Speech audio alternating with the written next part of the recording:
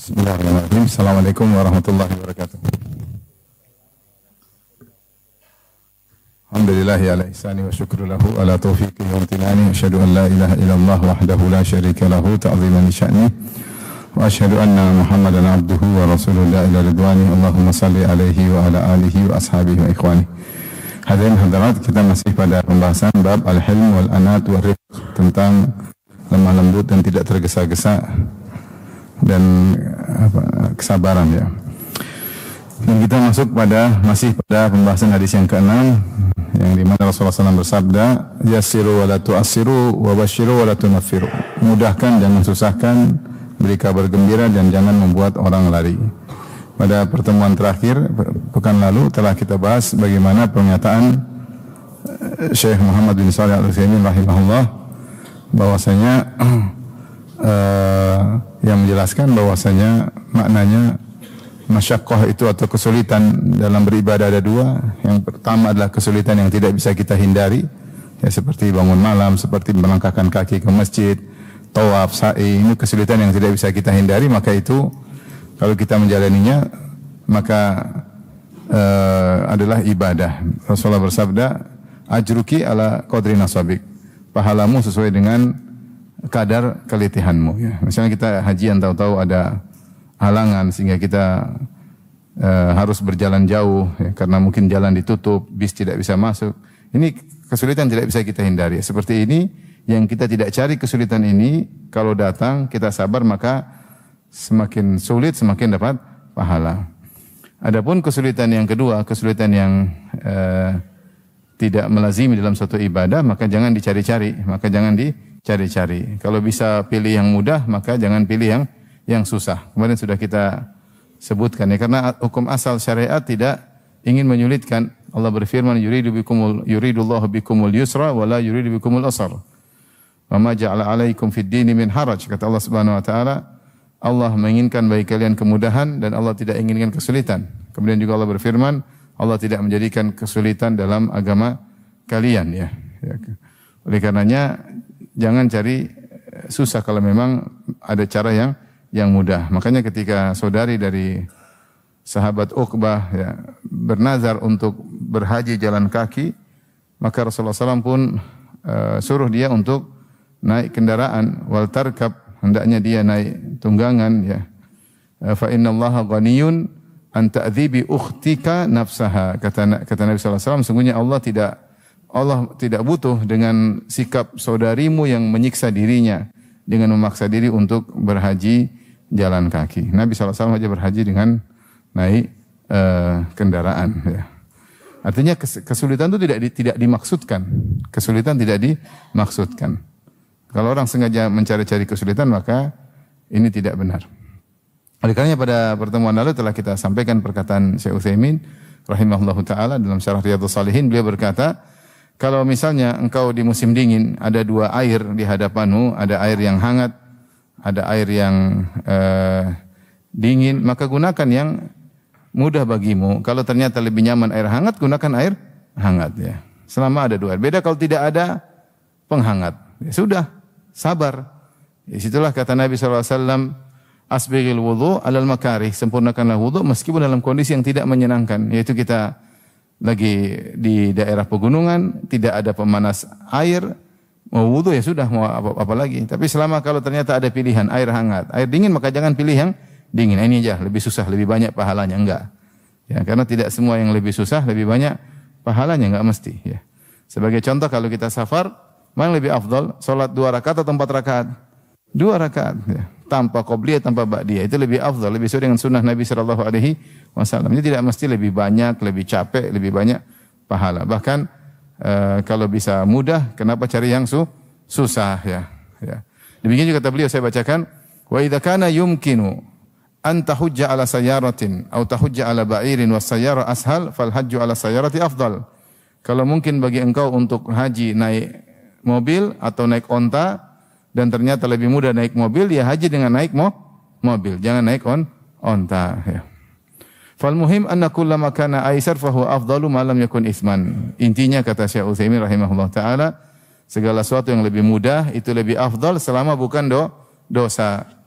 Karena Aisyah radhiyallahu anha berkata, nanti akan datang hadisnya pembahasan secara tersendiri, yaitu kata Aisyah, "Kana Rasul sallallahu alaihi wasallam ma yukhayyira baina syai'aini illa ikhtara aisarahuma ma lam yakun itsman." Tidaklah Nabi di hadapan dia ada dua pilihan, kecuali dia akan pilih yang lebih mudah selama bukan merupakan dosa. Oleh karenanya kata Syekh Utsaimin, "Unzur ila shaum," lihatlah bagaimana ibadah puasa. Rasulullah SAW bersabda, "La yazalun nasu bi khairin ma'ajjalul fitr." Senantiasa manusia dalam kebaikan jika menyegerakan berbuka. Rasulullah tidak suruh tunda buka biar tambah haus, enggak. Kalau begitu matahari terbenam segera berbuka dan pahalanya lebih besar dan itu lebih mudah, ya. Sebaliknya ketika sahur kata Rasulullah SAW, "Wa akharus sahur," dan mengakhirkan sahur, ya. Nah, jangan kita sahur jam 1 malam, jam 2 malam, cepat lapar, ya. Tapi kalau kita sahur menjelang subuh, menjelang azan, maka kita lebih kuat dan itu lebih afdal. Itu lebih afdal.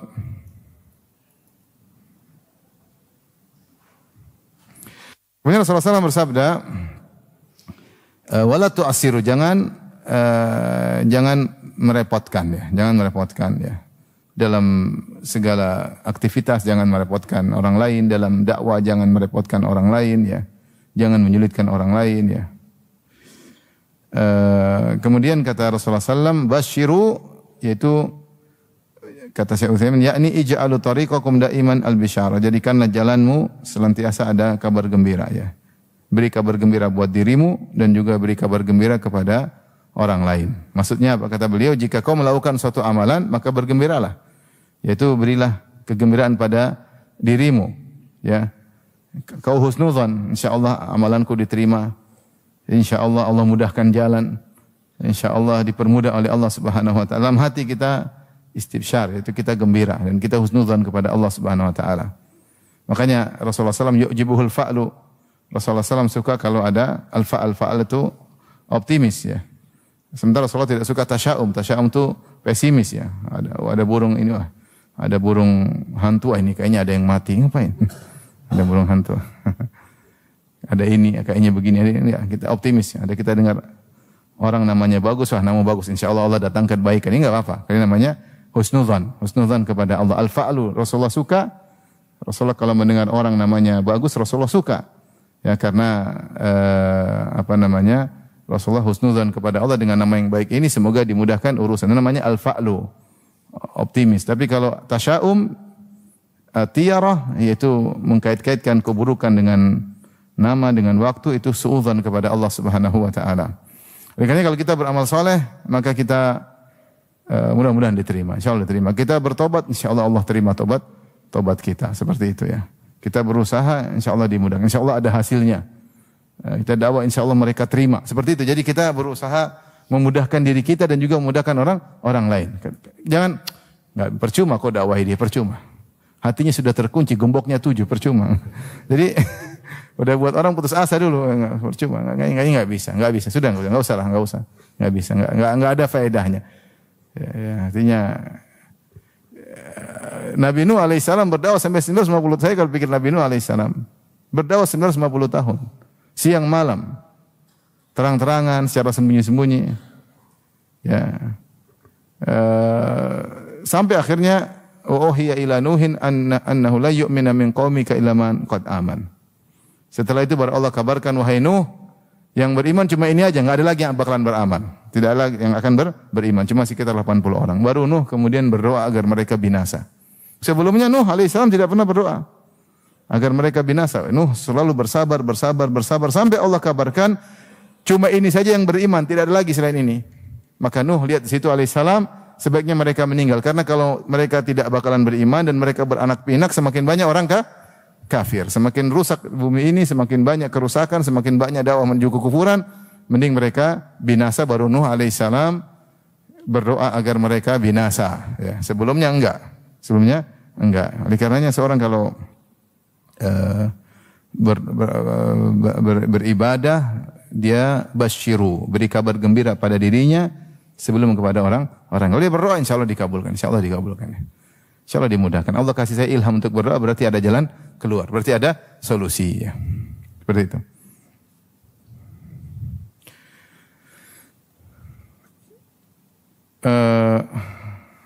Demikian juga misalnya kalau kita pergi menyungguh orang sakit, sabar, insya Allah sembuh. Yang kita bilang, aduh kayaknya ntar lagi kau ini. Jadi psikolog dia udah jatuh, dia udah, oh iya, bentar lagi ya. Bentar lagi ketemu bidadari insya Allah. Dia udah putus asa ya. Jangan, jadi kita kasih semangat insya Allah sembuh, insya Allah mudah, insya Allah sabar, insya Allah ini ujian, insya Allah ada solusinya ya. Seperti jadi kita beri kabar gembira. Ini berhasil nggak berhasil urusan Allah Subhanahu Wa Taala ya. Berhasil nggak berhasil, sembuh nggak sembuh urusan siapa? Allah. Tapi kita jangan buat orang putus asa. Ya. Walaupun kesulitan dihadapi yang buat putus asa. Insya Allah mudah. Coba dulu. Insya Allah. Jangan putus asa. Belum dicoba. Coba dulu. Ya. Coba dulu. Ya.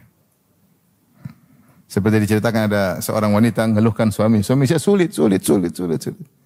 Caranya gampang. Itu ada singa. Coba kasih makan.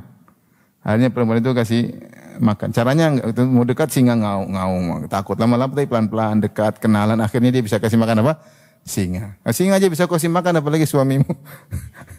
Singa yang sangar itu bisa kau cari trik supaya bisa kasih makan dia apalagi suamimu yang cuma seekor kucing bukan singa.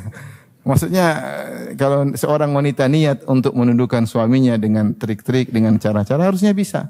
Harusnya apa? Bisa. Maksudnya jangan kita buat orang putus asa. Coba usaha dulu seperti itu. Kemudian kata Nabi sallallahu alaihi wasallam wala tunaffiru, jangan buat orang kabur. Jangan buat orang repot ya. Seperti ketika Nabi menegur Mu'adz bin Jabal radhiyallahu taala anhu. Mu'adz bin Jabal dia salat 2 kali. Dia salat bersama Nabi di Masjid Nabawi, setelah itu dia pulang dia salat mengimami kaumnya. Ketika dia pulang salat mengimami kaumnya, dia salatnya panjang. Padahal orang mau istirahat, besok mau kerja. Akhirnya ada salah seorang jamaah yang begitu tahu Mu'adz baca surat Al-Baqarah, waduh, Al-Baqarah lagi. Akhirnya dia niat mufaraqah. Akhirnya dia salat sendiri, dia lanjutin sendiri, assalamualaikum, salam pergi. Dan ini boleh, orang boleh niat mufaraqah memutuskan dari makmum menjadi salat munfarid, menjadi salat sendiri kalau kondisi darurat. Seperti antum lagi salat, tahu-tahu nama antum dipanggil di bandara, si fulan, udah nama saya ini. Udah salat sendiri, siap kabur. Ini boleh. Ya karena darurat. Atau misalnya antum salat, antum imam ini bakalan lama, sementara antum mau muntah. Kalau saya tahan lagi saya enggak kuat, saya bakalan jatuh. Ya, sudah selesaikan segera kemudian pergi. Ini boleh kalau ada hajat atau kebutuhan mendesak. Seperti Mu'adz bin Jabal radhiyallahu anhu ketika dia jadi imam, ada jamaah yang ini kelamaan. Al-Baqarah kapan selesainya? Mending saya niat mufaraqah berpisah dari imam, kemudian dilanjutkan dia sendiri. Setelah itu Mu'adz bin Jabal pun dikabarkan ada jamaah tadi yang salat lanjut sendiri, maka Mu'adz berkata, nafaqa fulan, dia telah munafik. Dia telah apa? Munafik. Orang ini ketika dibilang oleh Mu'adz munafik, maka dia pun tersinggung, maka dia lapor kepada Nabi sallallahu alaihi wasallam, kenapa dia niatkan mufaraqah salat sendiri? Karena salatnya terlalu panjang.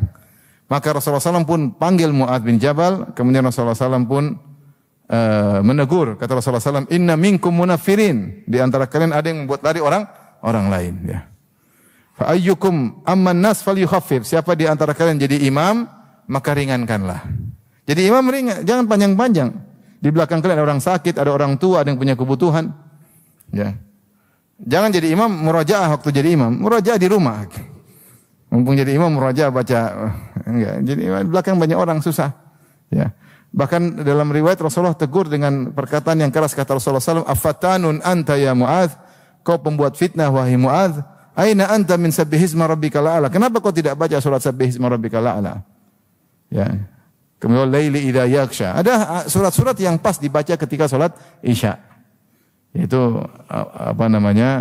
awasitul mufassal, yang tengah-tengah ya, sabbihisma rabbikal a'la, hal ataka haditsul ghasyiyah. Kemudian wal-laili idza yaghsha, idza as-samaa'u fatarat. Ya. Surat At-Takwir. Kenapa baca surat Al-Baqarah? Rasulullah tegur keras kepada Mu'adz bin Jabal radhiyallahu taala anhu. Maka kita dakwah jangan bikin orang berat, pelan-pelan. Ya, kalau mengajak dia sedekah juga pelan-pelan. Baru ngaji ada 1 miliar kah? Wih, 1 miliar. Memang uangnya banyak, tapi jangan langsung tembak begitu ya. Kadang-kadang orang enggak siap, pelan-pelan ya. Maksa dia. Akhirnya orang kabur, orang lari ya. Mengesankan agama ini berat, susah, repot ya. Disitulah perlu hikmah bagi seorang dai. Saya pernah sholat di satu daerah. Ini masjid umum yang sholat ikhwan, saya kenal Ustadz. Dia baca rakaat pertama surat panjang. Pokoknya kalau misalnya surat, misalnya dia baca surat Tabarakalladzi biyadihil mulku, itu satu rakaat. Satu rakaat, Masya Allah panjang ini. Bagi saya enggak, tapi bagi orang awam apa? Berat, panjang loh itu. Ya. Misalnya surat At-Tur satu rakaat. Surat misalnya Wadzariyati Dzarwa satu rakaat. Wah ini panjang ya. Di masjid Haram aja enggak begitu maksud saya. Ini ngalang-ngalin Masjid Nabawi, panjang sekali. Sampai setelah itu saya pulang, saya tanya sama panitia, itu memang begitu Kak? Panjang begini, masyarakat kuat enggak? Kata dia, enggak Ustaz. Makanya ada orang kalau Ustaz itu jadi imam langsung dia pulang sholat ke rumah. Waduh, nggak mending pulang. Jadi berat ya. Artinya, beda kalau kita di pondok. Di pondok memang murid-murid hafal Quran, murojaah ya. Murid-murid kita sendiri yang sudah memang kita biasa ya. Ada yang seperti itu, ada. Ya. Taib. Jadi basyiru wala tunaffiru, yassiru wala tu'assiru. Mudahkan, jangan repotkan, beri kabar gembira, jangan membuat orang lari ya. Di sini menunjukkan kelaziman ya, hukum asal. Kalau Rasulullah mengatakan basyiru, beri kabar gembira, seakan-akan sesekali enggak apa-apa, sesekali bikin susah, enggak. Ketika Rasulullah mengatakan basyiru, beri kabar gembira, jangan sekali-sekali bikin lari, berarti asal hukum dakwah kita memudahkan. Sama, yassiru, mudahkanlah. Kalau Rasulullah mengatakan ya suruh mudahkanlah, seakan-akan sesekali kita susahin enggak apa-apa. Tapi Rasul timpali setelah itu yassiru wala tu'assiru. Jangan bikin repot. Ini penjelasan Imam Nawawi rahimahullah, menunjukkan bahwasanya taisir, memudahkan itu suatu yang melazimi. Ini hukum asal, melazimi, selalu memudahkan, tidak merepotkan, selalu memberi kabar gembira, tidak membuatlah lari, ya. Maka seorang mengambil fikih dakwah seperti itu. Tapi kita lanjutkan hadis berikutnya. Wa an Jarir bin Abdullah radhiyallahu anhu qala sami'tu Rasulullah sallam yaqul, aku mendengar Rasulullah sallallahu alaihi wasallam bersabda, man yuhramir rifqa yuhramil khaira kullahu ya. Man yuhramir rifqa, itu di majzum ya. Siapa yang terhalang dari kelembutan, maka dia telah terhalangi dari segala kebaikan. Man yuhramir rifqa yuhramil khaira kullahu. Ini tentang keutamaan berbuat kelembutan. Nabi mengatakan siapa yang terhalangi dari sifat lembut, maka dia akan terhalangi dari banyak kebaikan. Kenapa? Karena sifat lembut itu dibutuhkan dalam segala urusan. Urusan sama pasangan hidup ya, harus lembut, sama anak-anak butuh kelembutan, sama pegawai butuh kelembutan, apalagi sama atasan, sama tetangga butuh kelembutan, sama kakak adik butuh kelembutan. Sama kendaraan kita juga kita perlu lembut ya. Banyak hal kita perlu dengan tenang, dengan penuh lembut dalam mengoperasikan suatu, butuh kelembutan, tidak tergesa-gesa ya. Sehingga kalau ada seorang kehilangan sifat kelembutan, maka dia akan terhalangi dari banyak kebaikan. Sama istrinya masalah, sama anaknya masalah, ribut sama tetangganya, ribut sama kawannya, ribut sama orang tuanya, sama kakaknya, sama adiknya. Kenapa? Karena dia tidak lembut. Dan kalau orang tidak lembut, maka potensi bermasalah sama, bahkan masalah sama mobilnya enggak nyala, dia cabut setirnya misalnya. Sedikit emosi, emosi. Kalau dia suka hilang kelembutan, maka dia akan kehilangan dari banyak kebaikan. Karena muamalah dalam segala sesuatu butuh butuh kelembutan, hukum asal. Tapi kalau dia melakukan sesuatu dengan lembut, dengan tenang, maka dia akan mendapatkan banyak kebaikan. Maka mafhum mukhalafah dari hadis ini, siapa yang diberi kelembutan oleh Allah Subhanahu wa taala, maka dia akan mendapatkan seluruh kebaikan. Lihatlah sabda Nabi sallallahu alaihi wasallam, "Idza arada Allah bi ahli baitin khairan adkhala alaihim rifqa." Kalau Allah menghendaki kebaikan pada suatu rumah tangga, Allah masukkan kelembutan dalam rumah tangga tersebut. Dalam riwayat yang lain, "Idza ahabballahu ahla baitin adkhala alaihim rifqa." Kalau Allah mencintai suatu keluarga, Allah masukkan dalam keluarga tersebut kelembutan. Sungguh indah rumah tangga, suami bertutur kata halus, istri bertutur kata halus, tidak ada teriak sana, teriak sini. Ya, manggil istri dengan kata-kata yang lembut, istri manggil suami dengan kata-kata penuh penghormatan. Rumah tangga bahagia, dicintai oleh Allah, didatangkan keberkahan oleh Allah Subhanahu wa taala dan akan banyak kebaikan. Kebaikan tersebut muncul juga pada anak-anaknya. Anaknya pun demikian bersikap lembut dan seterusnya. Tapi kalau sudah kasar, maka banyak kebaikan yang akan terluput darinya, terhalang darinya. Hadis berikutnya wa Nabi Hurairah radhiyallahu taala anhu anna rajulan qala lin Nabi sallallahu alaihi wasallam. Ada seorang berkata kepada Nabi, "Ausini ya Rasulullah, berilah wasiat kepadaku." Kata Rasulullah SAW, "La taghdab, jangan kau marah." Faraddada miraran, dia ulangi lagi, "Berilah wasiat kepadaku." Kata Rasulullah SAW, "La taghdab." Dia ulang lagi, "Ya Rasulullah, berilah wasiat kepadaku." Kata Rasulullah, "La taghdab, jangan marah." Hadis riwayat Bukhari. Orang ini minta wasiat dari Nabi, ketika Rasulullah mengatakan jangan kau marah, dia menganggap wasiat kurang, mungkin ada yang lebih bagus daripada ini.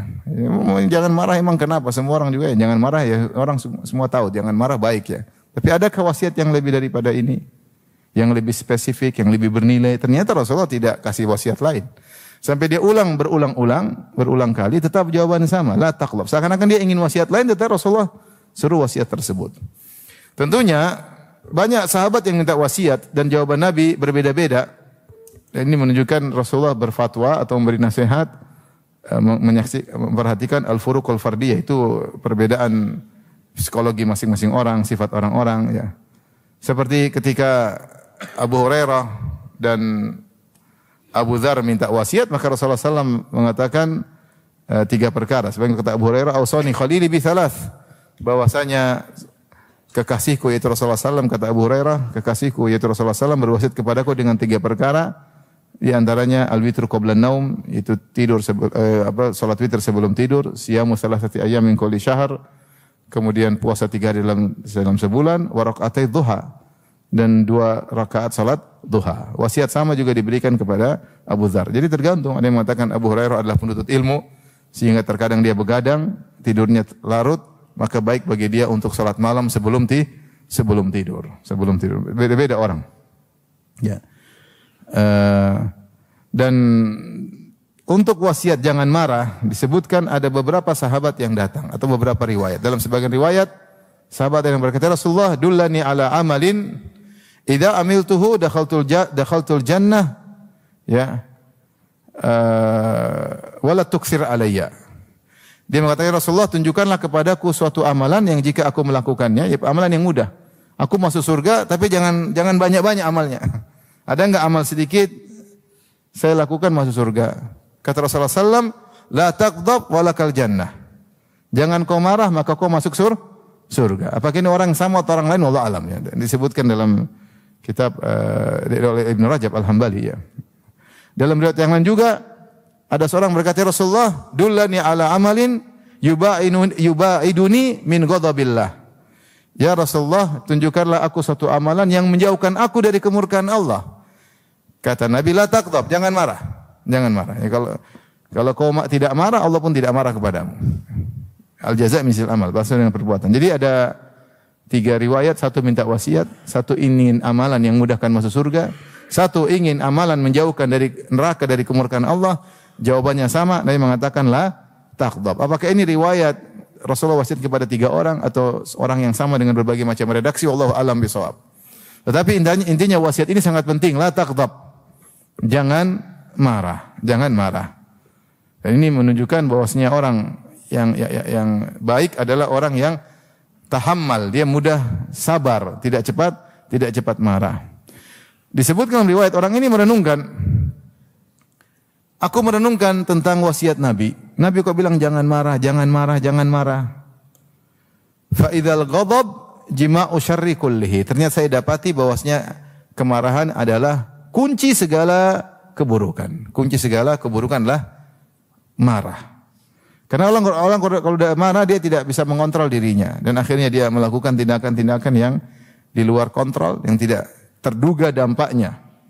Dan demikian juga dia berucap kata-kata yang di luar kontrol sehingga dampaknya terkadang lebih tidak dia duga ya. Betapa banyak perceraian gara-gara apa? Marah. Asalnya suaminya enggak marah tapi istrinya bikin marah. "Ceraikan aku kalau kau jantan." Waduh, ini kurang ajar kamu. Jadi bikin marah. Boleh kalau kau laki-laki ceraikan saya. Ini kan kurang ajar perempuan seperti ini. Akhirnya harusnya kalau kamu laki-laki jangan terpancing. Yang terpancing baper tuh perempuan. Bilang justru saya laki-laki, saya tidak ceraikan engkau. Duduk situ diam. Kalau laki terpancing akhirnya jatuhkan apa? Cerai. Ya, betapa banyak orang ya akhirnya marah sama anaknya, akhirnya berpisahlah anak dan orang tuanya ya. Betapa banyak gara-gara marah terjadi bunuh-bunuhan antara seorang dengan seorang, antara kabilah dengan kabilah, antara klub dengan klub. Banyak gara-gara apa? Marah. Ya. Oleh karenanya marah ini sumber segala bencana ya, sumber segala bencana. Maka seorang berusaha tidak marah ya. Meskipun muncul potensi untuk marah, maka itulah dia tahan dirinya. Makanya Rasulullah SAW mengatakan, "Laisa syadidu bisur'ah, innama syadidu man yamlik nafsahu indal ghadab." Bukanlah orang pegulat sejati atau jagoan sejati adalah yang menang dalam pergulatan, dalam perkelahian. Tetapi jagoan yang sungguhnya adalah yang bisa mengontrol dirinya ketika sedang marah. Dia kontrol dirinya sehingga dia tidak melakukan di luar daripada ya, di luar kontrol. Maka orang seperti ini orang yang dipuji oleh Nabi sallallahu alaihi wasallam. Seorang jangan suka marah ya. Jangan suka marah. Sampai saya ketemu dengan seorang yang selalu marah-marah ada. Sampai ketika itu ada yang tegur dia. Pak Ustaz jangan marah-marah. Saya tidak marah. Saya kalau ngomong memang begini. Ya itu namanya marah Pak Ustaz. Ini saya tidak marah lah. Kamus mau dirubah. Ya, namanya marah itu teriak, keluar urat itu namanya marah dalam bahasa Indonesia. Ini Pak Ustaz pakai bahasa apa ya? Kamus mau dia rubah. Dia bilang, memang saya begini cara ngomongnya. Saya tidak marah. Waduh. Saya bilang ini istrinya kasihan di rumah kalau tiap hari begini. Ini tidak marahnya seperti ini, bagaimana marahnya ya? Jadi orang bicara baik-baik ya. Sebagian orang malah bangga. Saya ini pemarah. Yo, pemarah kok dibanggain ya. Saya temperamen ya. Itu tidak baik. Hal yang buruk kenapa dibanggakan. Tapi maka seorang berusaha untuk meninggalkan sikap suka marah. Marah boleh sesekali karena Allah Subhanahu wa taala, tapi jangan menjadikan suatu kebiasaan. Ya, kecuali dalam kondisi terpaksa, itu pun mengontrol diri. Marah karena Allah Subhanahu wa taala ya. Bukan kemudian kesetanan sehingga dia lupa kontrol. Karena kalau seorang marah ada setan yang sedang membisikkan yang buat dia emosi. Makanya di antaranya untuk meredakan marah dengan berwudu ya, karena kemarahan dari apa? Syaitan. Maka dia harus ingat dia sekarang sedang dikontrol oleh syaitan. Maka segera dia kontrol dirinya. Bisakah orang marah dengan mengontrol diri? Bisa. Dalam jihad orang bisa marah tapi dengan mengontrol apa? Diri. Seorang bisa marah kepada istrinya tapi mengontrol diri. Bisa marah sama anaknya tapi dia bisa kontrol diri. Ini marah yang terarah. Ini pun bukan hukum asal. Hukum asal seorang tidak marah, berusaha menyabarkan dirinya. Hadis berikutnya, wa an Abi Ya'la Shaddad bin Ausin radhiyallahu anhu. An Rasulillah sallallahu alaihi wasallam, dari Rasulullah sallallahu alaihi wasallam beliau bersabda, ini masih dalam bab tentang lemah lembut ya. Innallaha katabal ihsana ala kulli syai'. Sungguhnya Allah mewajibkan berbuat ihsan dalam segala perkara. Fa idza qataltum fa ahsinul qitlah. Kalau kalian membunuh maka bunuhlah dengan cara yang baik. Wa idza dzabhtum fa ahsinudz dzibah. Kalau kalian menyembelih maka sembelihlah dengan cara yang baik. Wal yuhidda ahadukum syafratahu wal yurih dzabihatahu. Hendaknya salah seorang dari kalian ketika akan menyembelih dia tajamkan pisaunya, kemudian dia mudahkan sembelihannya ya. Hadis riwayat Muslim. Ini tentang keutamaan berbuat ihsan, berbuat baik. Yang ini mengisyaratkan akan adanya kelembutan. Ya. Bahkan digambarkan pada perkara yang paling buruk itu membunuh orang. Ada orang berhak untuk dibunuh, misalnya dalam peperangan, misalnya orang tersebut terkena hukum had, harus dipenggal kepalanya, atau dirajam misalnya, ya, atau dikisos orang tersebut, ya. Maka ketika pun membunuh harus dengan cara yang baik ya. Maksud saya Rasulullah mengatakan Allah mewajibkan ihsan bahkan perkara kemurkaannya pun tidak boleh sembarang dalam membunuh. Makanya Rasulullah SAW melarang muslah. Dalam peperangan tidak boleh. Orang kemudian mencabik-cabik mayat, merobek-robek, mutilasi, mencium enggak boleh. Islam enggak boleh. Udah meninggal selesai. Udah meninggal apa? Selesai. Bukan kemudian dicabik-cabik, kemudian dipajang di tiang, semua orang suruh lihat ya. Atau dimasukkan di ini supaya diludah-ludahin orang, enggak ya. Kalau mati sudah selesai ya. Bahkan ketika Rasulullah dalam perang Badar, para orang-orang kafir mati, dikuburin, Rasulullah masukin ke sumur. Yang penting sudah selesai, mereka sudah mati. Ya. Bukan kemudian disuruh balas dendam, dicabik-cabik, robek-robek, kau yang kurang ajar dulu, enggak. Karena itu dilarang. Maka untuk membunuh pun dengan cara yang baik ya.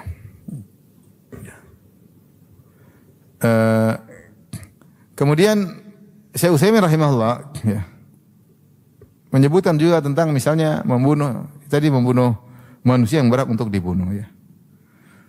Ada yang tidak baik ya, seperti disebut sebagian ulama ya. Seperti ini terjadi di kalangan Arab, bahkan saya punya kawan juga yang mengalami demikian. Jadi kalau ada satu kabilah dibunuh, mereka balas bukan dengan orang, seperti cari orang yang paling baik di kabilah lawannya. Misalnya ada satu orang awam dari satu kabilah A dibunuh oleh kabilah B. Kabilah A balas dendam, apa caranya? Dia cari orang yang paling dihormati di kabilah B. Untuk apa? Tasyafi, untuk melampiaskan dendam agar membalas dengan cara yang lebih buruk. Kalau bunuh yang sama orang awam enggak. Sampai ada kawan saya, dia orang paling terpandang di kabilahnya. Dia kuliah, dia mau dibunuh karena dia yang paling alim di situ. Ngeri. Dia yang paling alim, maka dia dicari-cari, dikabur ya. Karena mereka tidak membunuh orang biasa. Kalau bunuh orang biasa katanya apa sama satu enggak. Kita bunuh yang paling top di antara mereka biar mereka jengkel. Ini bisa berkelanjutan akhirnya. Ini kabilah A bunuh B, B balas lagi cari yang paling alim dari yang paling terkenal, entah kepala sukunya, entah apa, orang berpendidikan dibunuh. Dia tanpa ada dosa sama sekali. Ini ngawur dalam cara membunuh, ngawur dalam cara membunuh. Seperti bagaimana model peperangan orang-orang non-muslim. Semua cara mereka lakukan. Pembantaian dengan bahan kimia, apapun mereka lakukan. Mereka cincang, mereka.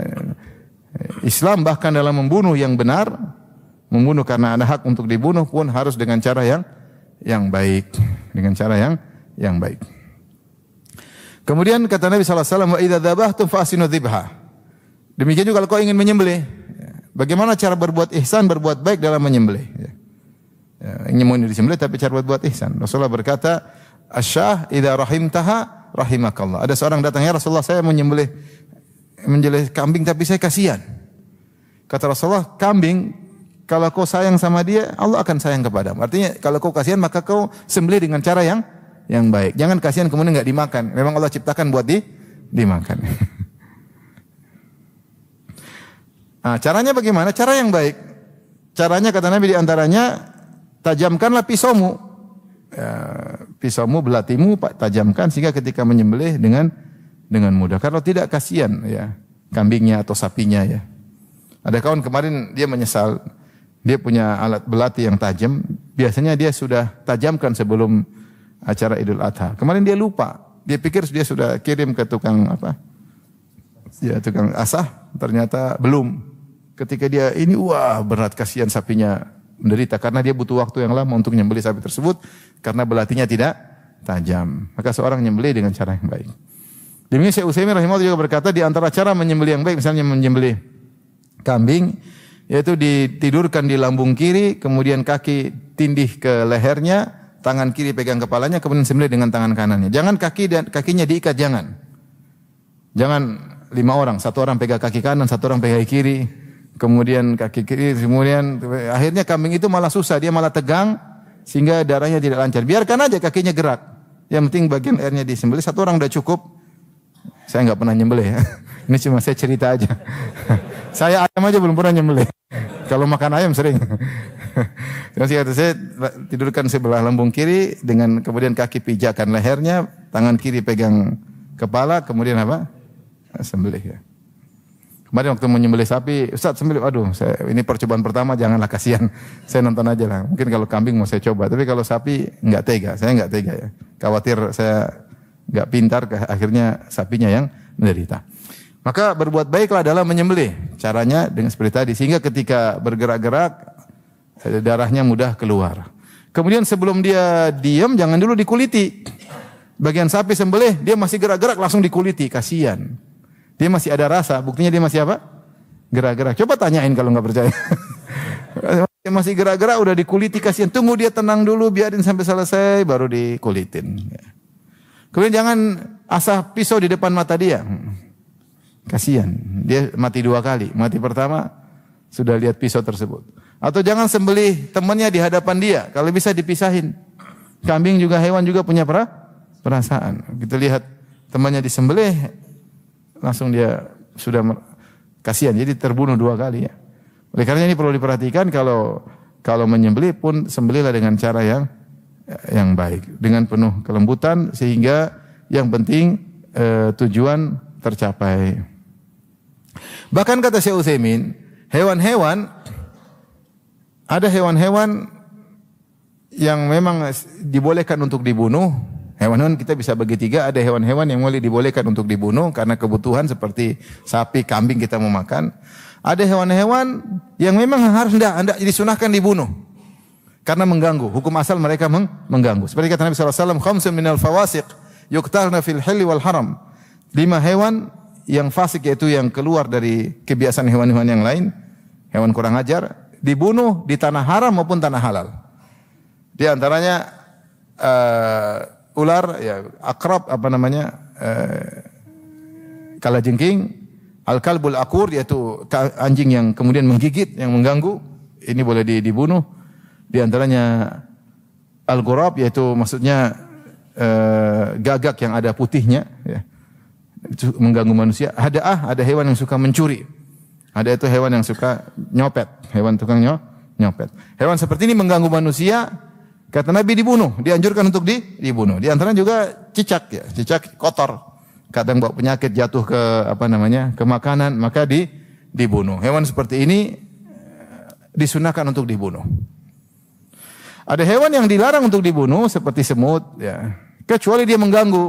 Kalau dia mengganggu, dia gigit kita, ya kita boleh bunuh dia. Jangan kita bilang silakan gigit terus, enggak. Boleh kita bunuh dia, enggak ada masalah.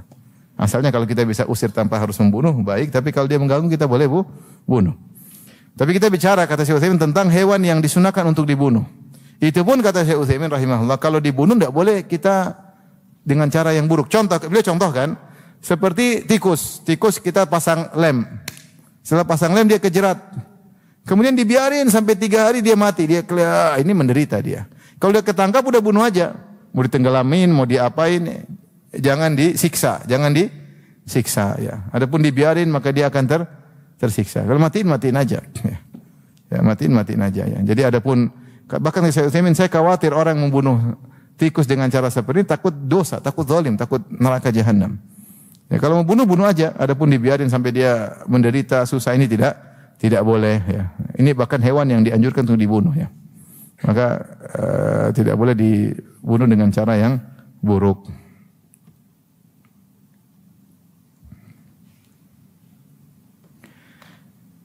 Demikian juga beliau menyebutkan kalau seperti cicak kalau bisa sekali pukulan mati lebih baik, ya. Jangan kemudian potong ekornya dulu, kakinya dulu, kasihan. Udah sekali bunuh langsung mati, baik, ya. Itu kan sekali pukul lebih bagus, sekali mati lebih baik, ya. Karena kita disuruh ketika membunuh dengan cara yang baik, ya. Kecuali ada dalil-dalil yang menunjukkan cara pembunuhan tertentu, seperti orang berzina maka dirajam, ya. Orang sudah menikah kemudian dia berzina maka dirajam, maka itu memang cara pembunuhan sepertinya buruk tapi ada tujuan syariat. Kata para ulama, karena ketika orang berzina sekujur tubuhnya merasakan kelezatan, maka dia dirajam dengan batu yang mengenai sekujur tubuhnya. Makanya tidak boleh terlalu kecil karena terlalu menyiksa, dan tidak boleh juga terlalu besar karena langsung mati. Jadi merasakan dia siksaan di tubuhnya itu ada tujuan dari syariat untuk menggugurkan dosa-dosanya, maka dirajam dengan batu, tidak boleh terlalu besar dan tidak boleh terlalu kecil, ya. Demikian juga qisas juga bisa, seperti kisah ada seorang wanita meninggal, wanita muslimah. Dia meninggal, dibunuh oleh orang Yahudi. Yahudi itu ambil batu, kemudian ditaruh di kepalanya, kemudian dihantamkan, ya.